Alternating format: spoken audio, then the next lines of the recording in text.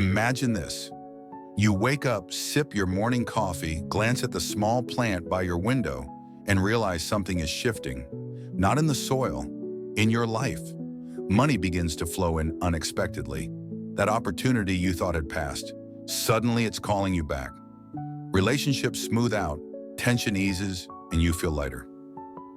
What changed a tiny object you placed beside that plant? That's it. No lucky charms, no overcomplicated rituals, just one mindful act that reprogrammed your environment to work with you, not against you. Now I know what you're thinking. You're telling me putting a coin or a clove next to a plant will change my bank account. And I get the skepticism. Honestly, I welcome it. Because this isn't a gimmick. This is a practice rooted in energetic alignment, not superstition. It works not because the object is magical, but because your attention is. Your energy, when directed with intention, even towards something as ordinary as a houseplant, becomes a broadcast signal. And energy, as you know, responds to energy. You don't need to believe in karma or the law of attraction or ancient philosophy to try this. You just need to be open. Open to the idea that your space matters, that what you see, touch, and repeat each day has a cumulative impact on what shows up in your life. And that's exactly what we're diving into today. Because whether you live in a high-rise apartment or a quiet suburban home, the world around you is already in motion. The question is, are you working with it or against it? In the next few minutes, I'll walk you through a simple yet powerful method that uses objects you already own and the plant you already care for to help your goals take root, grow, and eventually bloom into reality. Let's begin. Part 1. Your plant is listening. Have you ever stood in a room that just didn't feel right? Nothing obvious, no bad smell, no mess, no reason for discomfort, but your body somehow knew this space wasn't good for you. Maybe you felt tired for no reason, distracted, even anxious. And then there are rooms where you instantly feel calm, spaces that make you breathe easier, focus better, and think more clearly. That isn't a coincidence. That's energy. And the silent centerpiece of that energy is often something most people overlook entirely: a living plant. It sounds too simple, right? We've grown so used to thinking of plants as decoration, something to sit on a windowsill, match the color scheme, maybe clean the air a little, that we forget what they really are. A plant is not an object. It is a living, breathing energy processor. It's not just absorbing sunlight and carbon dioxide.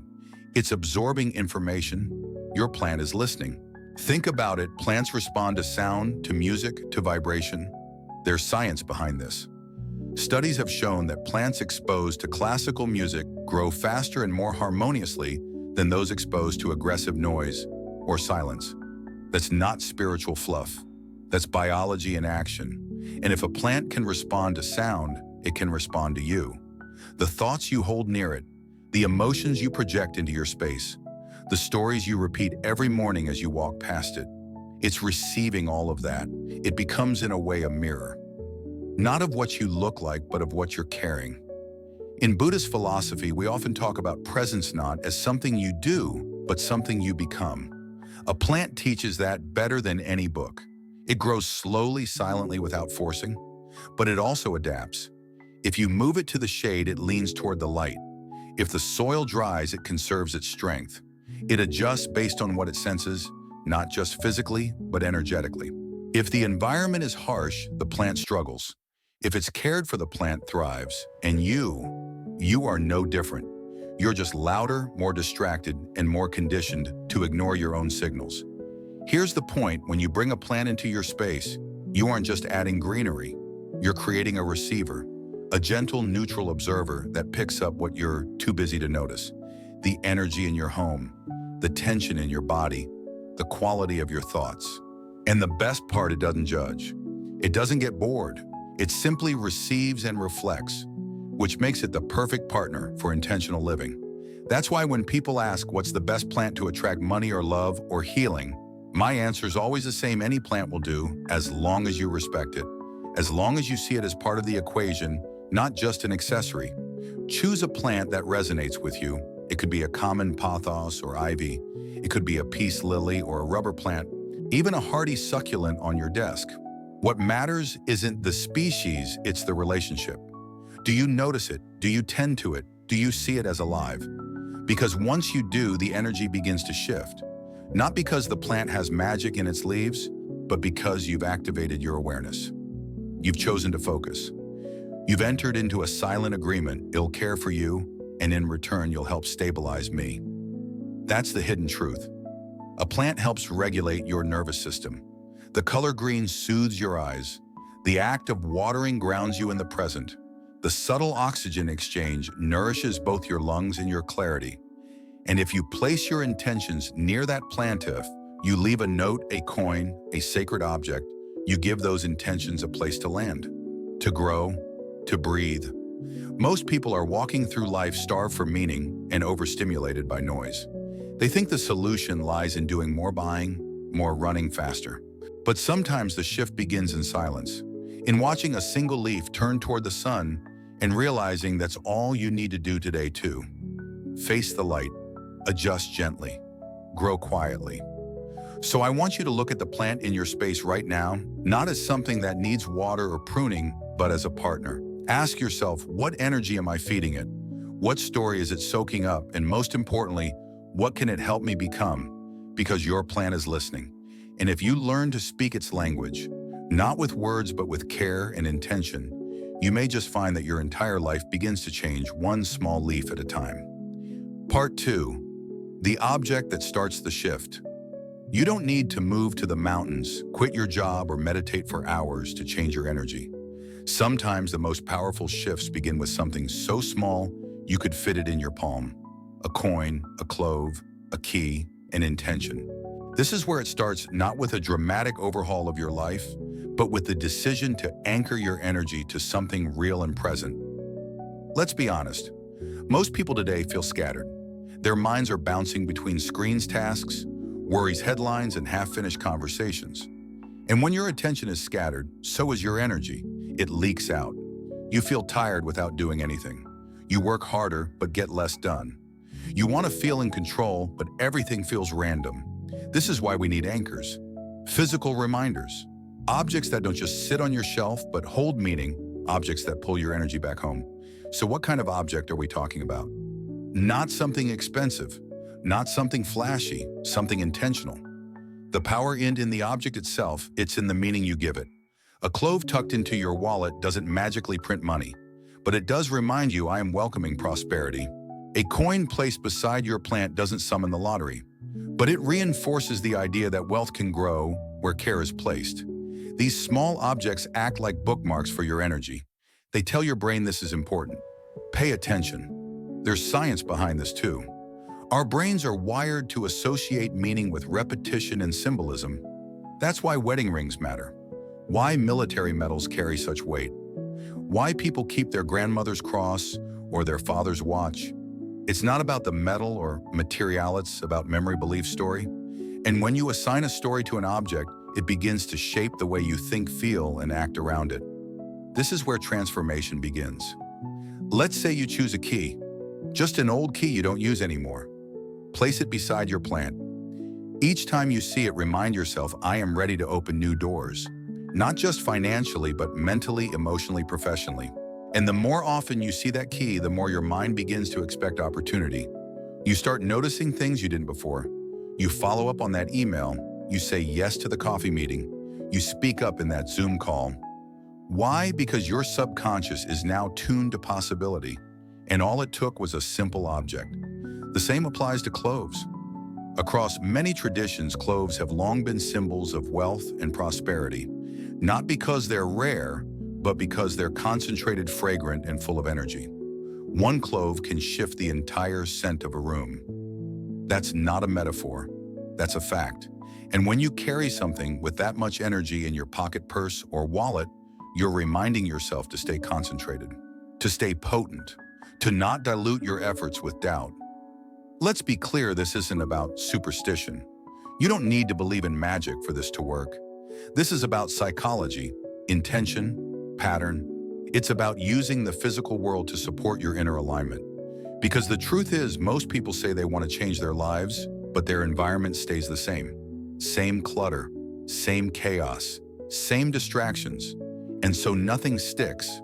But when you plant an object into your space, When you give your intention a home, it begins to stick. You see it, you remember it, you return to it. And each time you do, that thread of intention gets stronger. This is the real secret. Energy responds to repetition. That's how habits are formed. That's how momentum is built. You don't need to change everything at once. You just need to start somewhere. So choose your object. Maybe it's a dried clove, a stone from a beach you love, a handwritten note folded under your plant's pot, something that means something to you. Give it a roll. Let it stand as the beginning of the shift. Because change doesn't have to be loud. It doesn't have to come with fireworks or announcements. It can start with one quiet act, one symbolic gesture, one object that says, "This is where I begin again." And when you place that object beside your plant, when you let it live where life is already growing, you're doing more than decorating a corner of your home. You're declaring your intention to the universe. And from there, things begin to move. Quietly at first, then faster, then all at once. Because sometimes the biggest shifts in life begin with the smallest decisions. And all it takes is one object to remind you your energy matters, your attention matters, and your next chapter is already listening. Part 3. The right time matters. There's a reason why timing feels so sacred, why some moments feel charged with possibility, while others seem to fall flat no matter how hard you try. Have you ever forced something, a job application, a tough conversation, a bold decision, only to watch it unravel with resistance or silence? And then maybe months later you try again and everything flows. Same action, different result. The variable wasn't you, it was time. The truth is, every action, no matter how intentional, carries the frequency of the moment it's born in. A good seed planted in poor soil can't thrive, but placed at the right season in the right conditions with the right awareness, it blooms. This applies not just to plants or nature, it applies to your energy, your choices, your rituals. If you've ever felt like your rituals aren't working or that your intentions keep hitting a wall, it might not be the method. It might be the moment. In Buddhist philosophy and many ancient traditions, timing is everything, but not timing in the sense of a strict calendar or deadline. We're talking about energetic timing, cycles, rhythms, the unseen clock of your body, your spirit, your surroundings. You see this wisdom reflected in nature all the time. Plants don't bloom year-round. Bears don't sprint in winter. Tides don't rush in constantly. There's a pause, a retreat, a buildup, then an expansion. And when you honor that rhythm in your personal growth and your rituals, even in how and when you place an object, you align with a greater intelligence. So how do you know when the time is right? It's not about waiting for perfection. It's about noticing alignment. You'll know it in your nervous system. On the right day, you'll feel a gentle nudge instead of pressure, a spark instead of dread. Your breathing feels more open, your thoughts more clear, even if the outer world hasn't changed. That's your signal. For example, if you're setting an intention with a clove or placing a symbolic object by your plant, don't do it in a rush between errands or during a moment of stress. Do it when you can be still, even if just for 60 seconds. Do it when your breath slows, when your attention sharpens. Morning is often a powerful window before the distractions of the day flood in. But for others, dusk brings more peace. The light is softer, the energy is settling. That's also a potent time to plant your thoughts. Some people find power in aligning rituals with the moon cycles, the new moon for new beginnings, the full moon for release and clarity. Others use the start of a new week, a new month, or even their birthday as a portal. These aren't rules, they're anchors. What matters is that the moment feels intentional, that it's not just another to-do, but a conscious pause. There's also power in repetition. Let's say you place a small coin beside your plant every Sunday morning with the affirmation, "Abundance flows where attention goes." That repetition does two things. It trains your nervous system to relax and expect prosperity, and it teaches your subconscious to link Sunday with expansion. Over time, Sunday becomes sacred, not because of the day itself, but because of the energy you've consistently fed it. And here's a deeper truth: sometimes the right time is born from the wrong moment. A rock bottom, a heartbreak, a quiet breakdown no one else sees. In those moments, your vulnerability opens a space inside you. And when you act from that space, not desperation, but truth, you plant something powerful. Pain, when honored, can be fertile soil. Many of the most transformative shifts begin when you have nothing left to lose, only something new to build. So don't worry if your calendar isn't perfect or if you miss the right moon phase. Ask instead, what's the energy I'm bringing to this moment? Are you rushed or ready? Are you hopeful or hesitant? Because intention doesn't obey the clock, it responds to clarity. And clarity comes from presence. The next time you reach for that clove, that coin, that key dot, just go through the motions. Take a breath. Notice the light in the room. Notice the rhythm of your thoughts. Ask your body, is this the time? If the answer feels soft, grounded, alive, then yes, begin. Because when you align your action with the rhythm of your being, when your heart, your hand, and your environment all say yes, that's when your rituals become real. That's when you stop forcing change and start flowing with it. That's when life begins to respond not just to what you want, but to who you are becoming. And that shift, however quiet, is how transformation always begins. Not just with the object, not even with the plant, but with the right moment and your readiness to step into it fully. Part 4, what to avoid if you want results. We love to talk about what to do to attract better energy, what to plant, where to place it, what to say, what to visualize. But very few people talk about what to avoid. And sometimes it's what you don't do that makes all the difference. Because the truth is, even the most powerful rituals, sacred symbols, or spiritual practices won't work if your environment, internal or external, is actively canceling them out. Here's what most people miss: energy flows where it feels safe to land. If you're asking for abundance but constantly radiating scarcity, the frequency doesn't match.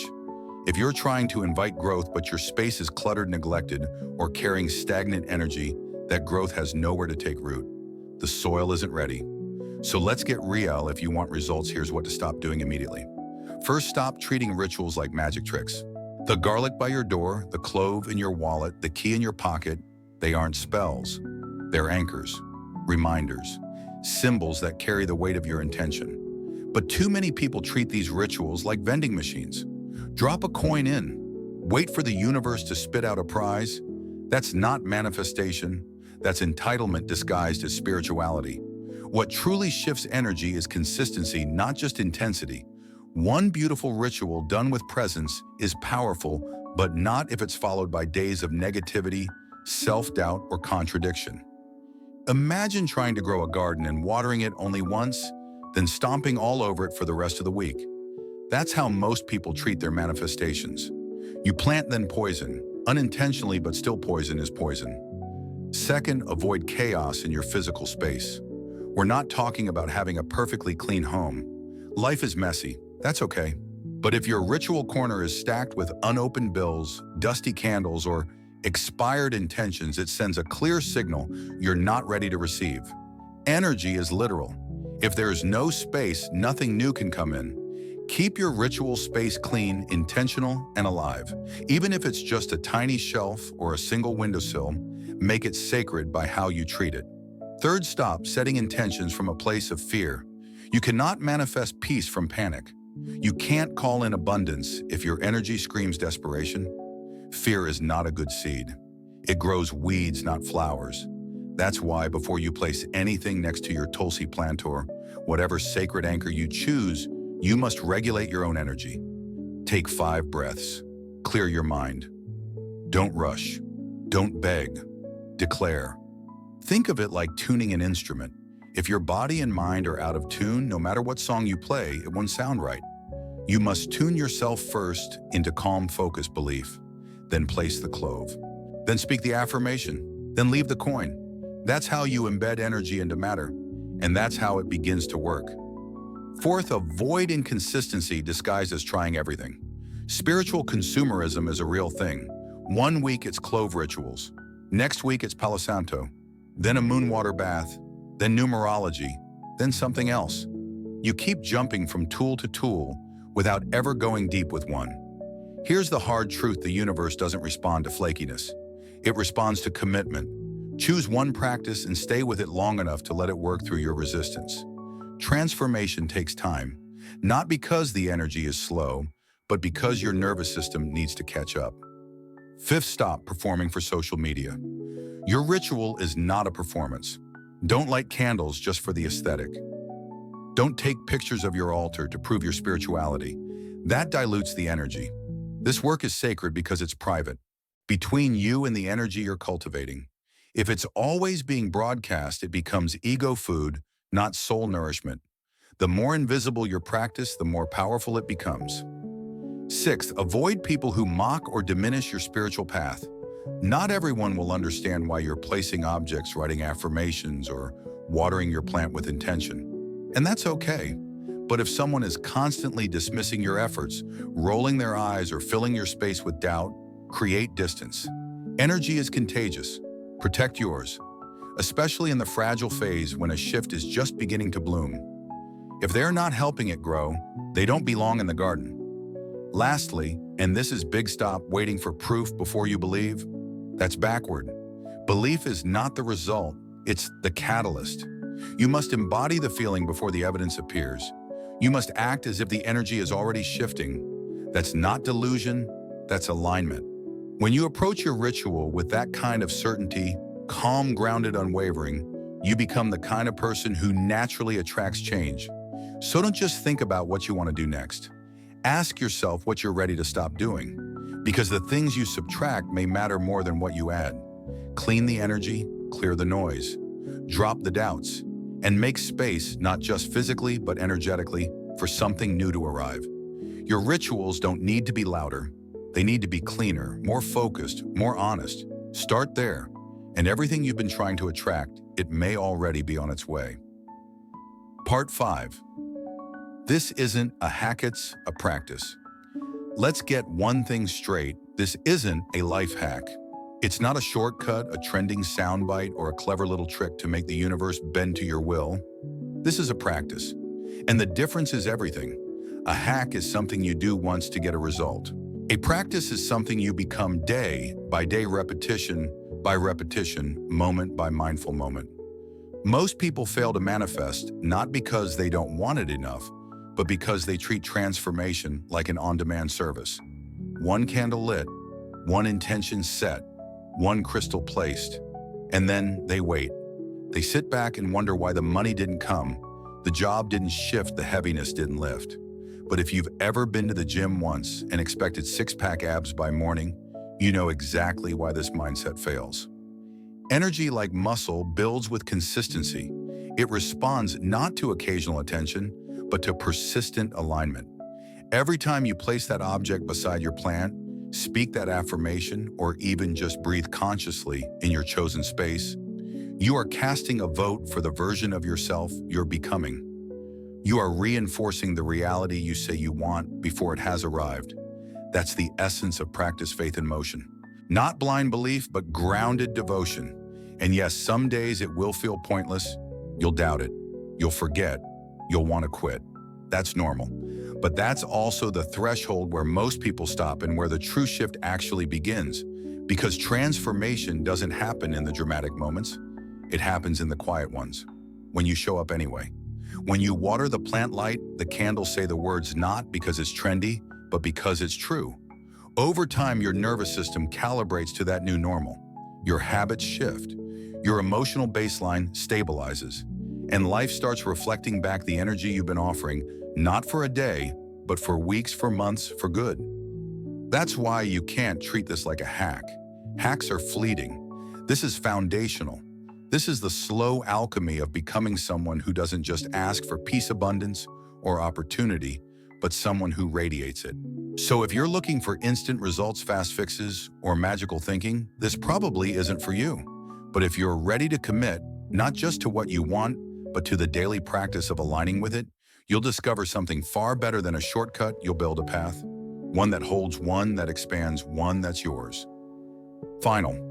You've just taken in a journey not of superstition or surface-level spirituality, but of energy, awareness, and alignment.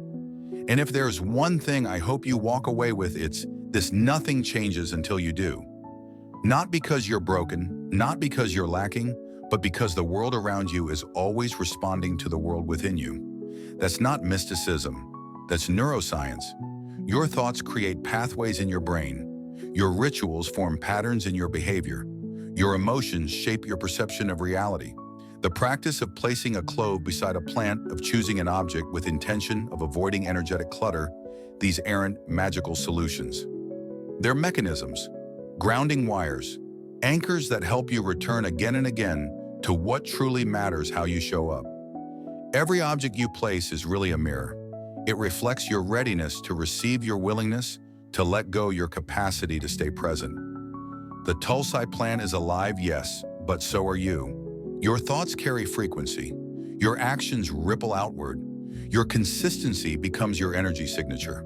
And when all of that comes into alignment, when your space, your mindset, and your habits start speaking the same language, that's when things begin to shift. Not overnight, not in fireworks, but in the quiet precision of life beginning to meet you where you are. In better conversations, unexpected opportunities, more restful sleep, a sense of peace you didn't know you were missing. These are the real results. Not because you forced them, but because you aligned with them. And if you ever feel like it's not working, pause and ask, am I doing this for a result?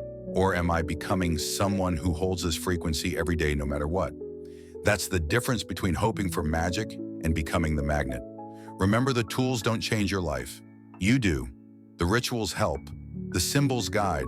But it's the daily choice to return to your center, to clear what no longer serves, to speak from truth and act with faith. That's what creates transformation. Quiet, lasting, real. You don't need to chase another trick. You need to trust the process you've already begun. So tonight, when the world slows down, place your object.